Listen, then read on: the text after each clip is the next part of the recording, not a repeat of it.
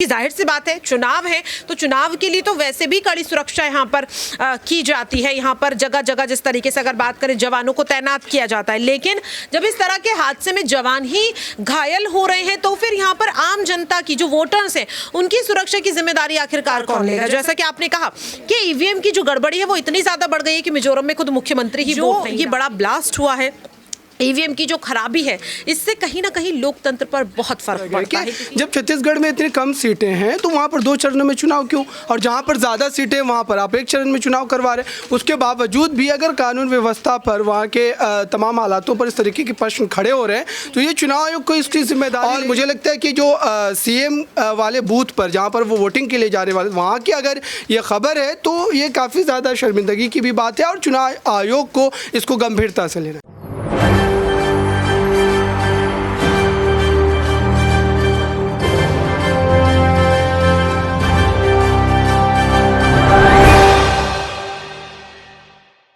नमस्कार, मैं नाज़मीन खान और आप देख रहे हैं SPN9 न्यूज़। 2 राज्यों में मतदान की बात करें तो एक राज्य में शांतिपूर्वक तरीके से चुनाव हो रहे हैं, वोट किए जा रहे हैं, लेकिन एक ऐसा राज्य जहां पर नक्सलियों की वजह से हिंसा लगातार बढ़ती जा रही है।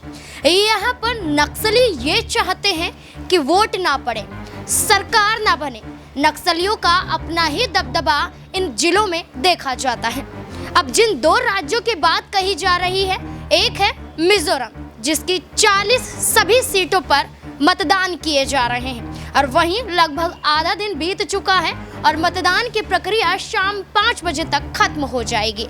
वहीं दूसरा राज्य छत्तीसगढ़ है। छत्तीसगढ़ में अशांति का माहौल देखने को मिल रहा है। कहीं कोंकण में ब्लास्ट की खबर सामने आती है तो कहीं सुकमा से ब्लास्ट की खबर वोटिंग के बीच में देखी जाती है, जिसके बाद अफरा तफरी का माहौल भी देखा गया। लोगों के अंदर एक अलग ही डर पनपने लगा, लेकिन उसके बावजूद वोटिंग नहीं रुकी, लोग अपने मतदान का प्रयोग करते हुए नजर आए।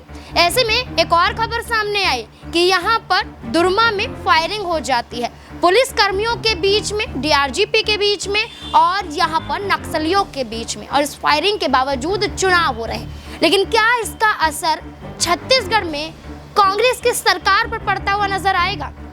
2 चरणों में मतदान तो हो रहे हैं, 2 चरणों में मतदान किस वजह से हो रहे हैं, और जिन 20 सीटों पर पहले चरण में मतदान हो रहे हैं ये नक्सल प्रभावित जिले माने जाते हैं। यहाँ पर वोट करवाना, वोट डलवाना आसान बात नहीं है और एक बड़ा चुनौतीपूर्ण सफर माना जाता है। अब ऐसे में देखना होगा कि क्या समय बीतते बीतते और यहाँ पर हिंसा भड़कती हुई नजर आएगी। इन तमाम मुद्दों को लेकर, मिजोरम के मुद्दे को लेकर, छत्तीसगढ़ के मुद्दे को लेकर क्या कुछ लोग कहते हुए नजर आ रहे हैं, मेरे सहयोगी कहते हुए नजर आ रहे हैं, देखिए जरा। ये देखना काफ़ी दिलचस्प होने वाला है कि आखिरकार ये जो लड़ाई देखी जा रही है इसमें कौन जीतता हुआ नज़र आता है। यहाँ पर अब मतदान जैसे कि होते हुए नज़र आ रहे हैं, वहीं आपको बता दें कि किस तरीके से हमारे साथ और भी लोग जुड़ते हुए नज़र आ रहे हैं। सीधे तौर पर वही सवाल ये बनते हैं कि जहाँ पर ब्लास्ट की खबरें आती हैं वहीं दूसरी तरफ ये भी खबरें आ रही हैं कि हेलीकॉप्टर से यहाँ पर मतदान दलों को पहुँचाया जा रहा है, यहाँ पर मशीनों को पहुँचाया जा रहा है, लोगों को पहुँचाया जा रहा है। ये सारी चीज़ें छत्तीसगढ़ में ही देखने को मिल रही हैं। तो यहाँ पर प्रज्ञा भी मेरे साथ मौजूद है। तो प्रज्ञा, आपसे ये सवाल ज़रूर रहेगा कि यहाँ पर लापरवाही, जैसे मैंने पहले सर से भी पूछा, कि किसकी नज़र आती है, और दूसरी तरफ ये कि यहाँ पर अगर सुरक्षा के इंतज़ाम किए गए हैं तो ऐसे ब्लास्ट आखिरकार क्यों हो रहे हैं? जी बिल्कुल, देखिए काफ़ी हैरान कर देने वाली बात है कि मतदान केंद्र के पास ही अगर इस तरीके का ब्लास्ट होता है तो वाकई में इससे समझ में आएगा कि राज्य की सरकार और प्रशासन किस तरह से यहाँ पर कह सकते हैं सिर्फ वादे कर रही है, दावे कर रही है, लेकिन वो सच नहीं है। पूरी तरह से ये झूठ का पुलिंदा यहाँ पर नजर आ रहा है बना हुआ।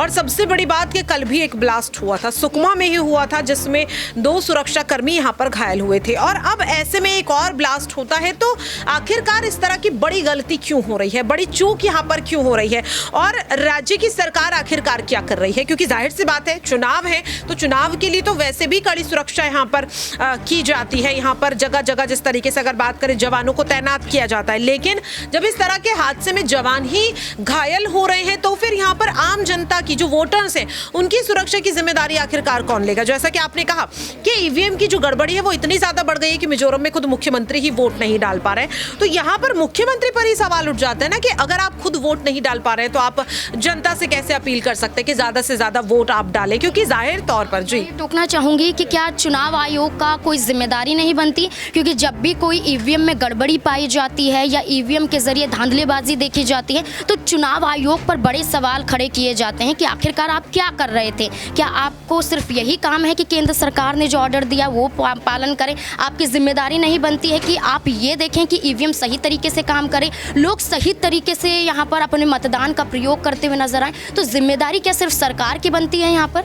देखिए बिल्कुल, यहाँ पर अगर बात करें तो विपक्ष समय समय पर चुनाव आयोग की तरफ रुख करता हुआ नजर आया है, चाहे वो ईवीएम में धांधली को लेकर हो या फिर ईवीएम की खराबी को लेकर हो। और अब जिस तरीके से अगर हम बात करें सुरक्षा के इंतजाम को लेकर भी कहीं ना कहीं यहाँ पर चुनाव आयोग पर सवाल खड़े होते हैं। लेकिन हाँ, यहाँ पर यह जरूर कहा जा सकता है कि चुनाव आयोग ने जब यहाँ पर तारीखों का ऐलान किया था तब और भी कई बड़ी गाइडलाइंस थी जिनका जिक्र किया गया था, तो जिनके आधार पर कहा गया था कि ईवीएम की जो गड़बड़ी है वो नहीं होनी चाहिए, जिसके लिए पहले से उनकी कह सकते कि सही से जांच होनी चाहिए कि ईवीएम काम करे या नहीं। लेकिन मुझे ऐसा लगता है कि ये ईवीएम की खराबी और ये जो तमाम चीजें हैं ये हर चुनाव में देखने के लिए मिलती हैं और आगे भी देखने के लिए मिलेंगी, क्योंकि जाहिर तौर पर जो भी पार्टी हारेगी वो आखिरकार अपनी हार का ठीकरा किस पर फोड़ेगी। क्योंकि अगर ईवीएम ठीक से चलेगी, यहाँ पर लोग बहुत ही आराम से वोट डाल पाएंगे, सुरक्षा में कहीं कमी नहीं होगी, तो फिर हार का ठीकरा किस पे फोड़ा जाएगा। अब जाहिर तौर पर हारने वाली पार्टी ये तो नहीं कहेगी ना कि हम कमजोर थे इसलिए हार गए। तो ये तमाम चीजें चलती हैं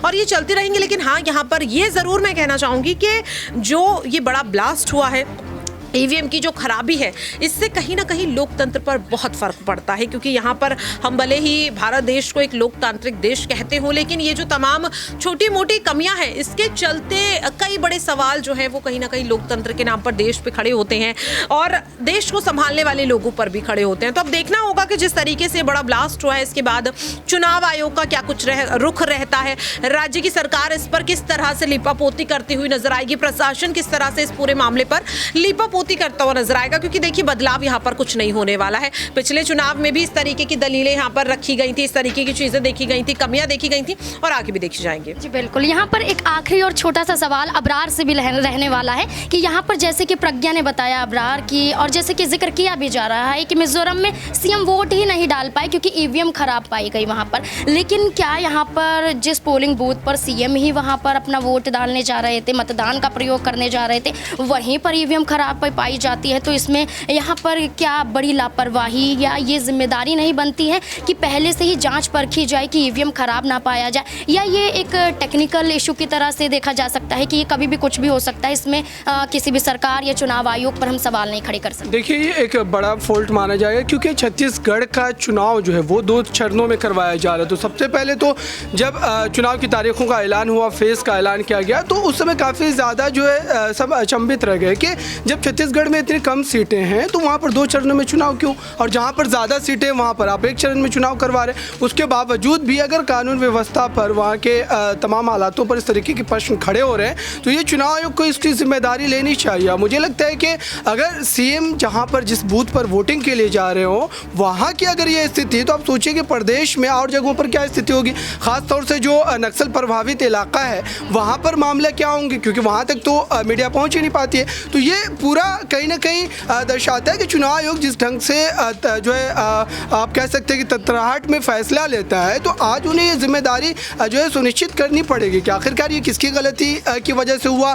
और साथ ही अगर चुनाव आयोग ने ये जो है फैसला लिया था कि 2 चरणों में जो है चुनाव करवाए जाएंगे छत्तीसगढ़ में, उसके बावजूद भी ये हालात क्यों पैदा हुए, तो ये एक बड़ा फेलियर आप कह सकते हैं इसको। क्योंकि जब हम राजस्थान में 200 सीटों वाले राज्य में एक चरण में चुनाव करा रहे हैं, मध्य प्रदेश में हम एक चरण में चुनाव करा रहे हैं, तेलंगाना में एक चरण में चुनाव करवा रहे हैं, लेकिन छत्तीसगढ़ में आप 2 चरणों में चुनाव करवा रहे हैं, तो उसके बाद भी अगर हालात ये हैं तो इसको कहीं ना कहीं गंभीरता से लेने की ज़रूरत है। और मुझे लगता है कि अगले जो चरण तक कहीं ना कहीं इन तमाम जो है हालातों से ऊपर उठना पड़ेगा, क्योंकि छत्तीसगढ़ एक काफ़ी ज़्यादा संवेदनशील जो है आप कह सकते हैं कि राज्य है। वहाँ पर कई ऐसे इलाके हैं, नक्सल प्रभावित इलाके हैं, और ख़ासतौर पर वहाँ पर वोटिंग कराने के लिए जो इलेक्शन कमीशन की टीम होती है उन पर जिस तरीके से हमले होते रहे। बीते चुनाव की अगर हम बात करें कई चुनाव की, तो इससे पहले ही वहाँ पर एहतियातन जो है तमाम तरीके की जो चीज़ें बढ़ती जानी चाहिए थी।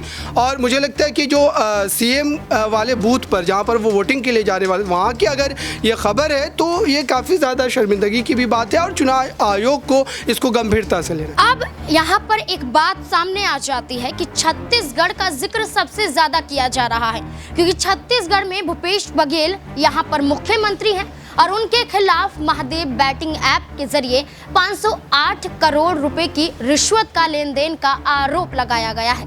वो भी महादेव ये जो सट्टेबाजी बाजार का खेल देखा जाता है, सट्टेबाजी ऐप के जरिए जो प्रमोटर हैं वो बड़ा आरोप लगाते हुए नजर आए। और इसी बीच नक्सलियों का सीधे तौर पर हमला करना, क्या यहाँ पर कांग्रेस पार्टी की मुश्किलें बढ़ जाएंगी? क्या यहाँ पर चुनाव के बाद कोई बड़ा हंगामा देखने को मिलेगा? क्या कुछ यहाँ पर माहौल शांतिपूर्वक हो पाएगा या फिर यहाँ पर वोट रुकता हुआ नजर आएगा, मतदान रुकते हुए नजर आएंगे? क्या कुछ लगता है आपको? कमेंट सेक्शन में जरूर बताएं। धन्यवाद।